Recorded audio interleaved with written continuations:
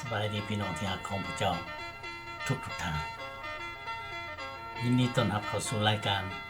ภาษาชาวบ้านซึ่งเป็นรายการที่บอกเราข่าวดีพี่น้องที่รักของพระเจ้ามื้อนี้ก็แม่นวันเสาร์วันที่22เดือนมีนาคมปี2025ซึ่งเป็นมื้อเริ่มต้นของฤดูใบไม้ป่งเนาะฤดูใบไม้ป่งนะได้โอเคพากันสดชื่นแจ่มใสเนาะใบไม้ก็ป่งดอกไม้ก็เริ่มเบ่งบานออกสีสันจิตใจก็สมชื่นเบิกบานอากาศก็มีการเปลี่ยนแปลงเนาะอากาศอยู่ทางนอร์ทแคโรไลนาในสำหรับตอนเช้ามื้อนี้ก็แม่นทำอิฐก็แม่นมืดครึ้มแล้วก็สวายออกมาก็แดดแน่แล้วก็อาจจะมีลมเนาะอยู่ทางพี่น้องเด้เป็นจังได๋อากาศอยู่ทางพี่น้องเป็นจังได๋อยู่ทางบ้านเฮาเด้อยู่ทางต่างประเทศเด้อย่าลืมเนาะก็ขอบอกขอบใจนำพี่น้องลูกหลานที่มีโอกาสได้ติดตามแล้วก็ส่งข่าวให้ได้รู้จักนำแล้วก็พี่น้องลูกหลานก็ยังได้บอกอีกว่าอยู่ทางใดอยู่ทางเขตใดเนาะก็ดีใจแล้วก็อยากถือโอกาสนี้ถามสบายดีกับพี่น้องหมดทุกผู้ทุกคนเลยเด้อบ่ว่าแต่อยู่ไสทางเหนือและใต้อย่างต่างๆเนาะอีกทีนึงอยากแจ้งให้พี่น้องรู้จักว่ารายการภาษาชาวบ้านเป็นรายการที่พวกเราบอกข่าวดีโดยทั่วไปกับพี่น้องธรรมดาเว้าธรรมดาในขั้นพื้นฐานเนาะให้พี่น้องโดยที่ว่าบ่ให้มีการสับสนอยากให้ฟังง่ายๆเรื่องข่าวประเสริฐในการที่พวกเราจะกลับใจเสียใหม่หันหน้าคือมาหาองค์พระผู้เป็นเจ้าย้อนคือในนั้นถามว่าพี่น้องที่ต้องการอยากเรียนสูงลึกซึ้งขึ้นไปอีกรายการนี้อาจจะบ่ถูกใจของพี่น้องก็เป็นได้อย่าลืมค้นคว้าศึกษาเพิ่มเติมแล้วก็ศึกษานำบรรดาอาจารย์หลายอาจารย์ต่อๆไปเนาะอันนี้แม่นให้ถือว่าเป็นขั้นพื้นฐานในการที่ประกาศข่าวประเสริฐกันนูนใจซึ่งกันและกันอาเมนในมื้อนี้พวกเราจะมีโอกาสได้เว้าถึงเกี่ยวกับเรื่องความบาปว่าพระคัมภีร์นี่ว่าแนวใดเกี่ยวกับความบาปเพราะว่าส่วนหลายคนลาวเฮานี่บ่อยากรับรู้เอาแต่ว่าเป็นสิ่งที่สำคัญที่พวกเราจำเป็นจะต้องได้เข้าใจเกี่ยวกับเรื่องนี้เพราะปราศจากการที่รับรู้ในความจริงเกี่ยวกับเรื่องความบาปที่มนุษย์พวกเรามีหรือว่ามนุษย์ที่เฮาเป็นคนผิดคนบาปนี่ถ้าหากว่าเฮาบ่เข้าใจเกี่ยวกับเรื่องนี้แล้วเฮาจะบ่มีความปรารถนาต้องการองค์พระผู้เป็นเจ้าเด้และจะเฮ็ดให้เฮาผิดหวังอย่างตลอดไปเป็นนิจจังซั่นข้าพเจ้าจึงเป็นห่วงหลายจึงอยากสักชวนพี่น้องพวกเฮาให้หันหน้าขึ้นมาสนใจว่าพระคัมภีร์นี่เข้าใจแนวใดเนาะเพราะว่าคนลาวเฮาส่วนหลายก็เป็นปฏิเสธเพราะว่าคนเฮาส่วนหลายนี่บางคนก็เข้าใจว่าการกระทำบาปเฮ็ดให้เฮาเป็นคนบาปบางคนเข้าใจแนวนั้นแต่ตามความเป็นจริงแล้วมันกงกันข้ามนั่นก็คือว่าเฮานั้นเป็นคนบาปอยู่แล้วจึงมีจิตใจอยากประพฤติในการกระทำบาปหรือว่าในการที่เฮ็ดบาปนั้นง่ายที่สุดเพราะว่าเฮานั้นแม่นเป็นคนบาปอยู่แล้วเกิดมาจากเสื้อสายของคนที่มีความบาปอยู่แล้วคือผู้ที่เป็นกกเข้ามนุษย์ผู้ทำอิฐผุ่นที่ได้เป็นคนบาปต่อองค์พระผู้เป็นเจ้าเฮาเลยเกิดสืบต่อมาจากเสื้อสายอันนั้นจึงว่ากลาย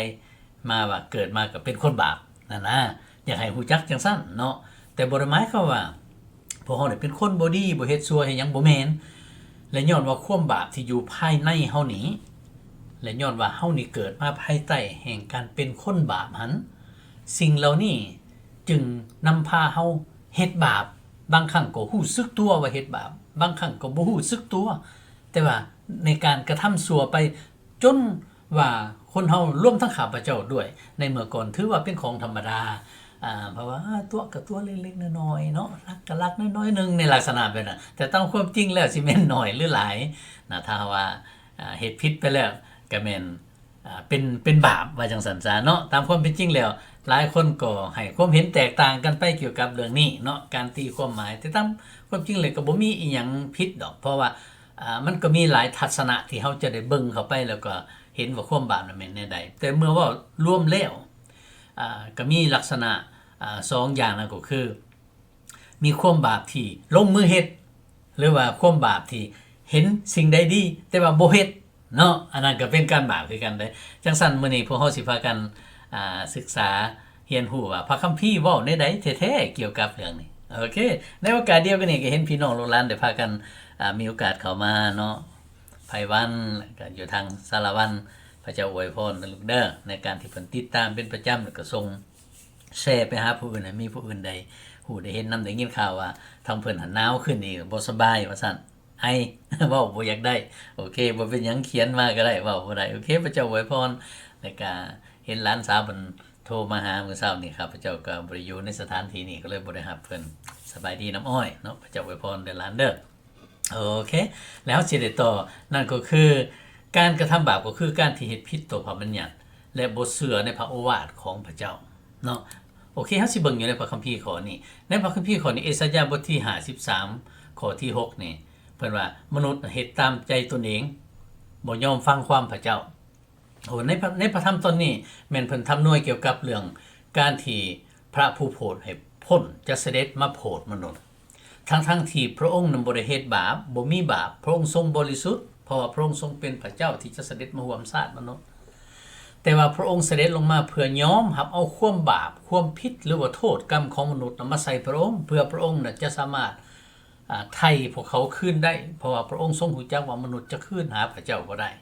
ฟังข้างในนี้ที่นี่ครับพระเจ้าจะอ่านเพิ่นบอกว่าในนี้พวกเขาทุกคนเป็นดังแกะที่ได้หลงเสียไปแต่ละคนเดินตามทางของตนทางนั้นแต่องค์พระผู้เป็นเจ้าได้ให้เพิ่นในที่นี้แม่นพระผู้โปรดให้พ้นให้พระผู้โปรดให้พ้นได้รับโทษคือโทษกรรมที่พวกเฮาทุกคนสมควรได้รับว่ายังไงอันความบาปมันทำที่สุดอยากให้เข้าใจว่าแม่นเฮาเฮ็ดตามใจตัวเองพี่น้องเคยเฮ็ดตามใจตัวเองบ่แปลว่ามีคนแนะนำก็บ่อยากหัวซ่าและบ่อยากฟังและอันใดก็นึกว่าแต่โตถูกหมดและอันที่สำคัญที่สุดนั่นก็คือมนุษย์ปฏิเสธพระเจ้าบ่อยากฟังความพระเจ้าในเมื่อพระเจ้าแนะนำบอกในนี่เฮ็ดจังซี่เด้อเส้นทางในนี่ให้ปฏิบัติในนี่เฮาบ่หัวซ่าเลยนะนึกว่าเฮานี่ฉลาดแล้วค่อยเก่งแล้วสำบ่พอนั่นแม่นพวกที่เรียนสูงบ่เรียนวิทยาศาสตร์อีหยังต่างๆขึ้นไปแล้วลืมซะว่าแม่นพระเจ้าหันเป็นผู้ประทานชีวิตให้เฮาแม่นพระเจ้าหันทรงสร้างเฮามาเนาะให้เฮาเป็นมนุษย์อย่างต่างๆแล้วก็ประทานชีวิตลมหายใจให้เฮาอย่างฟรีๆประทานสติปัญญา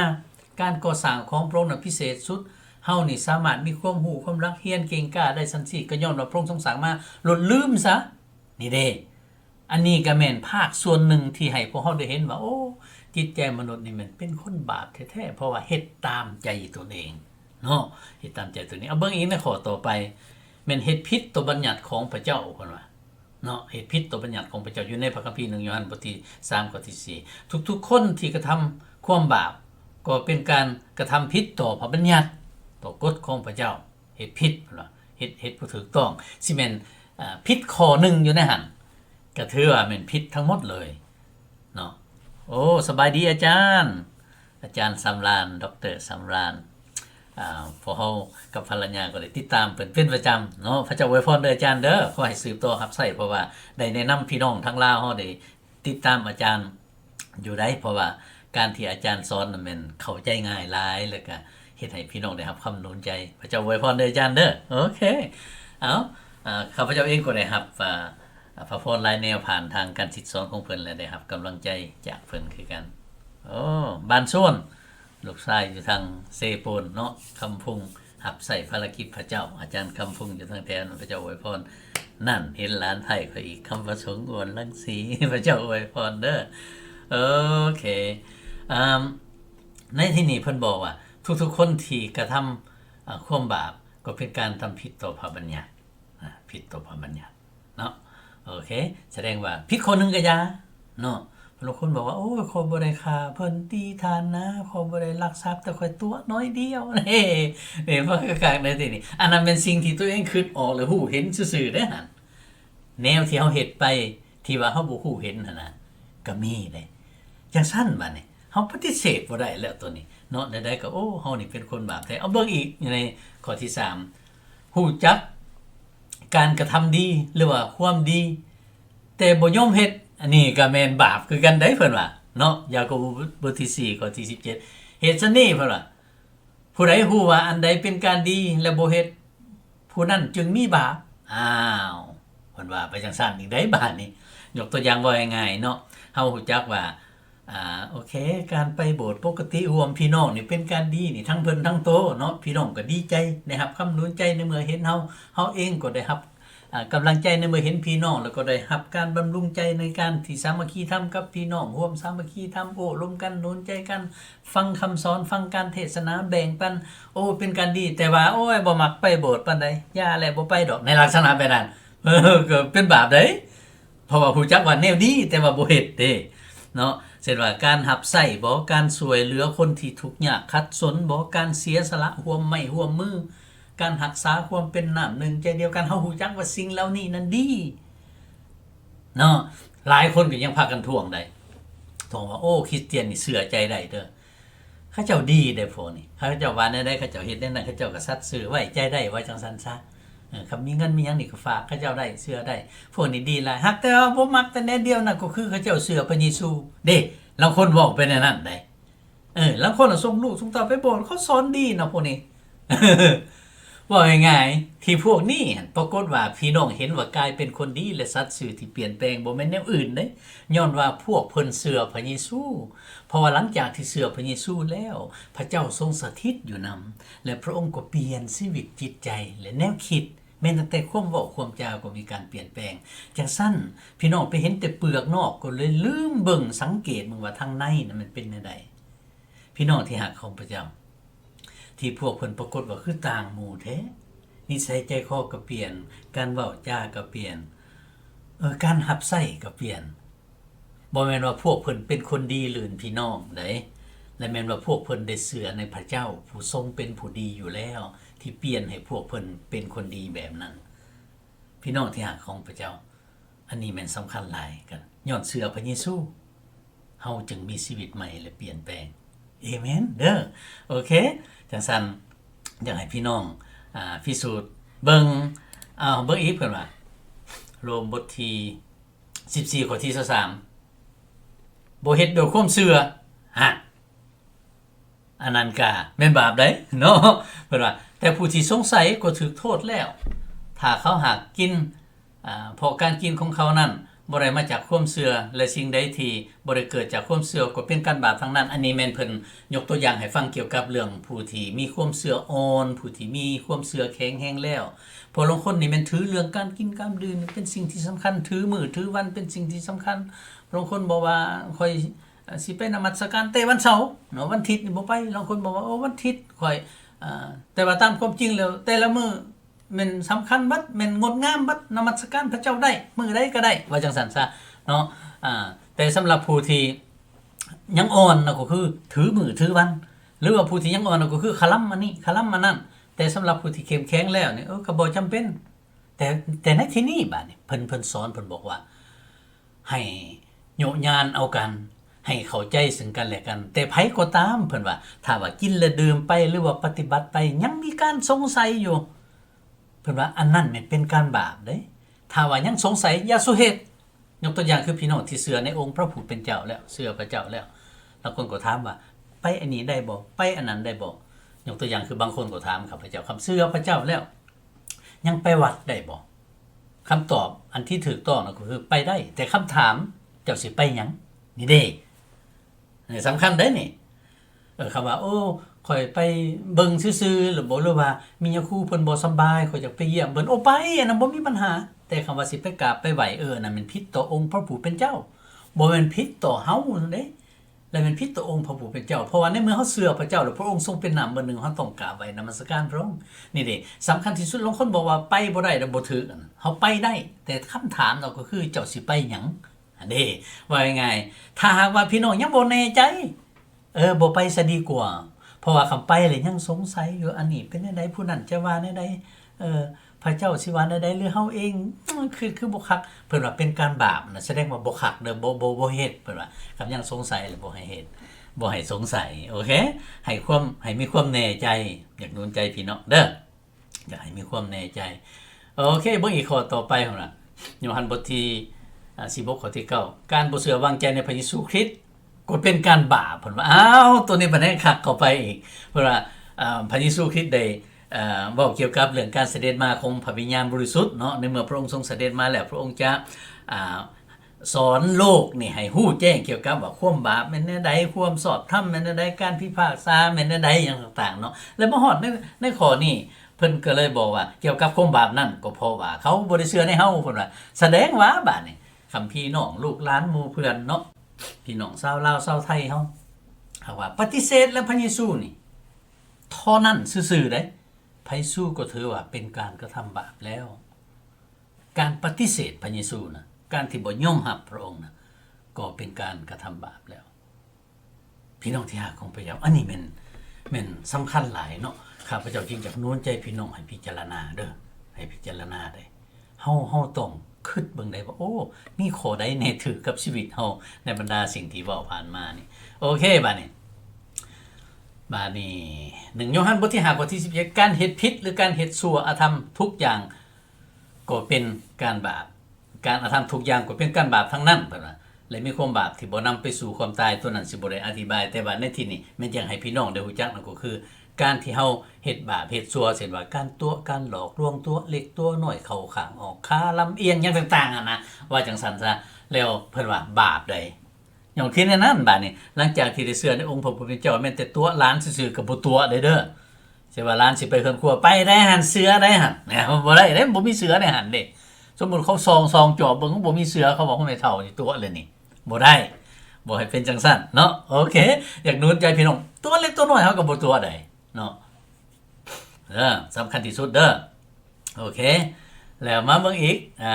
ในข้อต่อไปข้อที่7พุ่นอันใดก็ตามที่กงกันข้ามกับพระคุณลักษณะของพระเจ้าก็เป็นการบาปทั้งนั้นเพิ่นว่าเพราะว่าทุกคนได้เฮ็ดบาปและขาดจากฟังคักๆพระสง่าราศีของพระเจ้าขาดจากพระรัศมีของพระเจ้าแสดงว่าพระเจ้านั้นบริสุทธิ์เฮาน่ะเป็นคนที่เป้อเปื้อนเฮ็ดหยังก็อย่ากระทำหยังก็ตามความบาปยังติดอยู่ในหันจึงแยกออกจากพระสง่าราศีของพระเจ้าแยกออกจากพระเจ้าเป็นสิ่งที่น่าย่านกลัวที่สุดเลยให้พวกเราสังเกตเบิ่งชีวิตตัวจริงเนาะจังซั่นข้าพเจ้าอยากหนุนใจพี่น้องที่เป็นคริสเตียนแล้วบัดนี้อย่าลืมอยากให้พี่น้องกลับคืนไปอ่านอยู่ในพระคัมภีร์นี่เด้อเพื่อพี่น้องจะได้พินิจพิจารณาพิสูจน์เบิ่งว่าโอ้อันนี้แม่นเป็นความจริงในพระคัมภีร์ที่เพิ่นเว้าถึงเกี่ยวกับเฮาแท้ๆได้ว่าเฮาเป็นคนบาปเนาะอยู่ในมาระโกบทที่7ข้อที่3-23ฟังข้าพเจ้าสิอ่านไว้สู่พี่น้องฟังและพี่น้องสิสังเกตเห็นว่าโอ้แม่นแท้ได้มนุษย์นี่เปื้อนเอาแท้ๆเนาะโอเคเบิ่งเด้อพระองค์ทรงกล่าวว่าสิ่งที่ออกมาจากภายในมนุษย์นั้นและเฮ็ดให้มนุษย์ชั่วมัวหมองเพราะว่าจากภายในก็คือจิตใจของมนุษย์มีความคิดชั่วฟังคักๆบัดนี้มีความคิดชั่วการผิดใจยิงการลักทรัพย์การฆ่าคนการหลิ่นสู้จากผัวเมียการโลภมากโลภาการอธรรมการหล่อลวงราคะตัณหาการอิจฉาริษยาการนินทาหาเรื่องเว้าขวัญกันอย่างต่างๆความจองหองอวดองค์ทนงตัวเนาะความโง่ที่ปล่อยตัวไปตามลำพังใจสารพัดการชั่วเหล่านี้เกิดมาจากภายในและเฮ็ดให้มนุษย์ชั่วมัวมองเพิ่นว่าพี่น้องที่รักของพระเจ้าให้พี่น้องพิจารณาเบิ่งอันใดอันหนึ่งอยู่ในนี้โอ้ข้อนั้นถือเฮาแล้วนี่ข้อนั้นโอ้ผู้นั้นอันนึงผู้นั้นโอ้ข้อนี้บ่ถือเฮาแล้วในลักษณะแบบนั้นนะแม่นสิ่งเหล่านี้มันออกมาจากภายในเพิ่นว่าง่ายๆอันที่ว่าพระคัมภีร์บอกว่าเฮาเป็นคนบาปเฮาเป็นคนบาปบ่แม่นเกิดจากผลที่พวกเฮาไปเฮ็ดบาปนั่นเด้การที่เฮาไปเฮ็ดบาปย้อนว่าเฮาเป็นคนบาปอยู่แล้วเกิดมาภายใต้ที่ว่าเป็นคนบาปต่อจากเสื้อสายของคนบาปมีสายเลือดของคนบาปเนาะผลของความบาปที่มีอยู่ภายในได้แสดงออกมาด้วยการกระทำชั่วเนี่ยพี่น้องโอเคในเมื่อเฮาฮู้มาซำนี้แหละเฮายังสิปฏิเสธอยู่บ่ยังสิอย่างขึงกล้ามเฮ็ดดังโง่เงยหน้าขึ้นโอ้ข่อยนี่บ่ได้บาปเด้อสิกล้าเว้าอยู่ว่าพี่น้องที่รักของพระเจ้าเนาะในเมื่อเป็นคือในนั้นบัดพระเจ้าทรงฮู้จักว่าเฮาน่ะสิช่วยตนเองบ่ได้สิเฮ็ดหยังก็อย่านี่แม่นนักหน่วงหลายสำหรับมนุษย์เฮาสิสำละสะสางตนเองให้เป็นผู้สะอาดโดยที่ว่าบ่มีจุดด่างพร้อยจักดีบ่มีพิษจักดีบ่มีเปื้อนจักดีโดยให้ตนเองเป็นผู้บริสุทธิ์มนุษย์เฮ็ดบ่ได้สิแม่นด้วยบุคคลใดบุคคลหนึ่งมีคนที่นำพาพิธีกรรมเป็นผู้ที่วิเศษวิโสเศษมนต์คาถาหยังต่างๆก็ตามหรือว่าเฮ็ดตามพิธีศาสนาเคร่งครัดเนาะ ถือศีลกินทานสมปิบริจาคอย่างต่างๆเฮ็ดได้ก็อย่าความบาปยังติดอยู่ในหันเพราะว่าจะต้องมีผู้ที่ชำระล้างให้ได้และมนุษย์ในโลกนี้ที่เต็มไปด้วยความผิดความบาปคือกันบ่สามารถที่จะเฮ็ดได้มีแต่ผู้บริสุทธิ์เท่านั้นและผู้บริสุทธิ์มีแต่พระเจ้าและมนุษย์ผู้เดียวที่บริสุทธิ์นั่นก็คือพระเจ้าผู้ทรงเสด็จมาร่วมสร้างมนุษย์นั่นก็คือองค์พระเยซูคริสต์ดังนั้นพระองค์เองจึงได้เสด็จลงมาสู่โลกนี่มาร่วมสร้างมนุษย์พระองค์รู้จักว่ามนุษย์บ่มีความสามารถที่จะเฮ็ดสิ่งใดได้เพื่อชำระตนเองให้บริสุทธิ์พระองค์จึงเสด็จมาถ้าหากว่ามีเส้นทางใดเส้นทางหนึ่งที่มนุษย์สามารถเฮ็ดได้ให้ตนเองบริสุทธิ์เพื่อจะขึ้นหาพระเจ้าได้เพื่อจะวิตจากโทษจะมาถึงนะพระองค์บ่เสด็จมาดอกแต่ว่าพระองค์ทรงรู้และก็ทรงหักมนุษย์นี่หลายบาปจะต้องมีการตัดสินลงโทษพระองค์ด้วยพระคุณของพระองค์จึงซอกทุกวิธีทางเพื่อว่านำเอามนุษย์ที่เป็นคนผิดคนบาปนี่ให้วิตจากโทษที่มาถึงด้วยความยุติธรรมแล้วด้วยความหักและพระคุณของพระองค์จึงเอาความรอดพ้นอันนี้ให้กับมนุษย์ซึ่งบ่สมควรได้หักให้ได้หักขึ้นหาพระเจ้าได้จังซั่นบัดนี้ย้อนความหักของพระเจ้านี้พี่น้องที่หักของพระเจ้าในโรมบทที่5ข้อที่8เพิ่นว่าแต่ว่าพระเจ้าทรงแสดงความหักของพระองค์ที่มีต่อพวกเฮามนุษย์นี่คือในขณะที่พวกเฮายังเป็นคนบาปอยู่นั้นพระเยซูคริสต์ทรงสิ้นพระชนม์เพื่อพวกเฮาโอ้ยพี่น้องที่รักของพระเจ้าไว้คักแท้ๆอันนี้หน้าที่ของพวกเฮาก็คือมีแต่ต้อนรับและก็ขอบคุณสรรเสริญพระเจ้าได้เพราะว่าพระองค์ทรงหักหลายและซ้ำบ่พออยู่ในพระคริสตธรรมคัมภีร์เพิ่นก็ยังได้บอกเติมอีกว่าในเมื่อท่านอัครสาวกเปโตรเนาะได้กล่าวคำพยานให้กับพวกที่ว่าเฒ่าแก่จับเพิ่นไปเข้าคุกแล้วก็ปล่อยออกมาแล้วก็สั่งว่าอย่าสุประกาศนามพระเยซูอีกต่อไปเด้อเพิ่นว่าโอ้ยสิให้หมู่ก็น้อยฟังความมนุษย์หลายคนฟังความพระเจ้าบ่เพิ่นว่าบ่ได้เด้เพิ่นก็เลยกล่าวคำพยานในต้นท้ายเบิ่งระบาดอย่างนี้ในผู้อื่นความรอดพ้นบ่มีด้วยว่าบ่มีนามชื่ออื่นใดทั่วใต้ฟ้าที่ทรงประทานแก่มนุษย์เพื่อให้เฮาทั้งหลายต้องได้พ้นโอ้ยคักแท้ๆพี่น้องเอ้ยถ้าหากว่าเว้าซ้ำนี่แหละพี่น้องก็ยังเว้ายังไงยังปึกอยู่ยังบ่เข้าใจบ่จักแนวสิว่าได้และแม่นละเอียดหลายในที่นี้เว้ายังไงอันเบื้องต้นที่สุดเฮาเข้าใจว่าพระเจ้าทรงบริสุทธิ์ผุดผ่องบ่มีบาปบ่มีมืดอยู่ในพระองค์แต่พวกเฮานี่เป็นคนผิดคนบาปเกิดสืบต่อมาเป็นคนบาปสิเฮ็ดแนวใดก็อย่าสิพยายามอย่างสุดขีดในชีวิตสิเฮ็ดบุญศีลกินทานทำอีหยังก็อย่าแม่นความเปื้อนอันนั้นยังมีอยู่ยังบ่บริสุทธิ์แล้วพระเจ้าผู้ทรงหักพวกเฮาจึงได้เสด็จมาทั้งที่เฮายังเป็นคนบาปเป็นศัตรูต่อพระเจ้าได้พระเยซูคริสต์ยอมสิ้นพระชนม์ยอมรับเอาโทษของพวกเฮานี่ไปใส่ในพระองค์เพื่อว่าพระเจ้าจะได้ลงโทษพระองค์แทนพวกเฮาโอ้ยพระองค์ดีปานนั้นจังซั่นบัดนี้ข้าพระเจ้านั้นฮักและก็เป็นห่วงพี่น้องชาวลาวชาวไทยพวกเฮาเกี่ยวกับในเรื่องนี้เกี่ยวกับเรื่องชีวิตนี่และโดยเฉพาะก็คือหมู่เพื่อนลูกหลานญาติพี่น้องที่ใกล้ชิดอยู่ในครัวเรือนดังนั้นจึงขอห้องให้พากันตัดสินใจกลับใจเสียใหม่ปบหนีจากทางเก่าแล้วหันหน้าขึ้นมาหาพระเจ้าองค์ทรงประสนอยู่ผู้ทรงหักพวกเฮาผู้ที่เชื่อวางใจในพระเยซูคริสต์ก็จะวิตจากโทษที่จะมาถึงฟังคักๆในที่นี้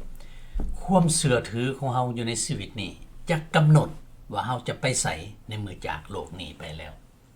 โอเคก่อนที่พวกเราจะได้สั่งลากันนี้ครับพระเจ้าก็อยากเอาเสียงเพลงของพี่น้องอยู่ในคริสตจักรที่ข้าพเจ้าได้รับใส่อยู่ลาว International Church เนาะได้มีโอกาสได้ให้พี่น้องได้สมชื่นเบิกบานนำแล้วก็ได้สรรเสริญพระเจ้านำและหลังจากนั้นข้าพเจ้าก็จะได้กลับมาแล้วก็สั่งลาพี่น้องเนาะ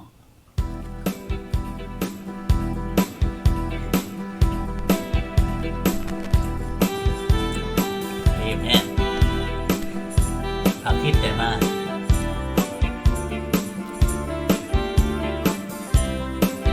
พร้อมกัน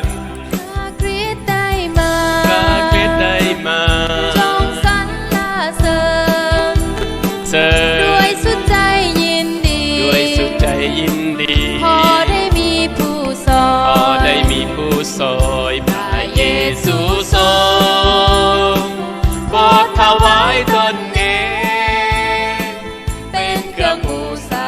โทษคนบาปทั้งหลายให้พ้นด้วยความเสื่อจงเบิ่งความหา จงเบิ่งความหา ของพระบิดา ของพระบิดา ผู้ทรงประทานพระ ทรงประทานพระ ผู้ที่หักองค์เดียว ที่หักองค์เดียว พระเยซูได้โปรดรักษาให้เฮาพ้นจากการทุกข์หลอกพระเยซูผู้สอนพระเยซูผู้สอนหมู่เฮาจะเห็น เขาจะเห็น เมืองบริสุท เมือง ธิ์ บริสุทธิ์ เยรูซาเล็มใหญ่ เยรูซาเล็มใหญ่ ลงมาจากสวร ลง ร มา ค์ จากสวรรค์ มาแต่พระเจ้าประกอบด้วยรัศมีพุ่งเมืองของพระองค์คนทุกคนที่เสือจงคอยท่าพระองค์ผู้ที่มีน้ำใจ ผู้ที่มีน้ำใจ อยากหาพระองค์ อยากหาพระองค์ จงสรรพระองค์มา จงเชิญพระองค์มา อยู่ในใจของตน อยู่ในใจของตน ขอพระวิญญาณพอทรงเจนในใจข้า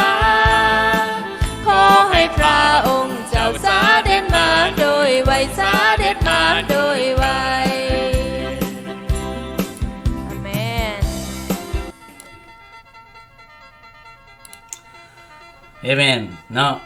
หวังว่าพี่น้องลูกหลานญาติพี่น้องจะพากันเข้าใจแล้วก็นำไปพินิจพิจารณาอยู่ในชีวิตแต่สำหรับพี่น้องที่เชื่อแล้วก็ขอให้ตั้งมั่นในองค์พระผู้เป็นเจ้าเพราะว่าเฮามาถึงทางแล้วพระเยซูคริสต์นี่แหละทรงแม่นพระผู้โปรดมนุษย์โลกที่เฒ่าแก่หมู่หานลาวพวกเฮาพากันรอคอยตั้งแต่ดึกดำบรรพ์ในเมื่อเฮาได้พบพระองค์แล้วว่าตามความจริงในเมื่อพระองค์ได้พบพวกเฮา